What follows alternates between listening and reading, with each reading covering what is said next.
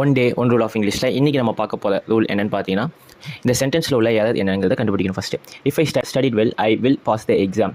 So இந்த சென்டென்ஸில் உள்ள எரரை கண்டுபிடிக்கிறதுக்கு முன்னாடி இதுக்கான ரூல் என்னென்னு நமக்கு தெரிஞ்சுக்கிறோம். ஸோ இன்றைக்கி நம்ம பார்க்க போகிற ரூல் என்னென்னு பார்த்தீங்கன்னா, கண்டிஷனல் கிளாஸ் இஃப்ல செகண்ட் டைப் பார்க்க போகிறோம். ஆல்ரெடி நம்ம ஃபஸ்ட் டைப் பாசிபிள் பார்த்துட்டோம். நீ செகண்ட் டைம் ப்ராபபிள் அப்படின்னு பார்க்க போகிறோம். ப்ராபபிள்னா ஒன்று நடந்துச்சுன்னா நடக்கலாம், நடக்காமையும் போகலாம் அப்படின்னு சொல்கிறது தான். ஸோ ப்ராபபிலிட்டி தான் 50-50 சான்ஸ். ஸோ இதுக்கான ஸ்ட்ரக்சர், இந்த டைப்புக்கான ஸ்ட்ரக்சர் என்ன அப்படின்னு பார்த்தீங்கன்னா, இஃப் பக்கத்தில் பாஸ்ட் டென்ஸ் வந்தாலே இங்கே என்ன வரணும், உட்டு தான் வரணும். ஓகேவா?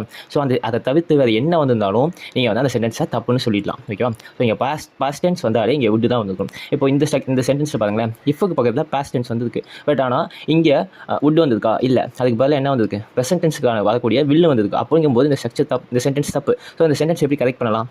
If I studied well I would pass the exam. So இங்கே ஸ்டடிங்கிறது பாஸ்ட் டென்ஸாக வந்திருக்கா? அப்படிங்கும்போது இங்கே உட்டுங்கிறது வந்துருச்சு. அதே மாதிரி இப்போ இந்த சென்டென்ஸில் என்ன எரர் அப்படின்னு கண்டுபிடிச்சி இதை எப்படி கரெக்ட் பண்ணலாம் அப்படிங்கிறத கமெண்ட்டில் டைப் பண்ணுங்கள். இந்த மாதிரி நிறைய ரூல்ஸ் பற்றி தெரிஞ்சுக்க நம்ம சேனலை லைக்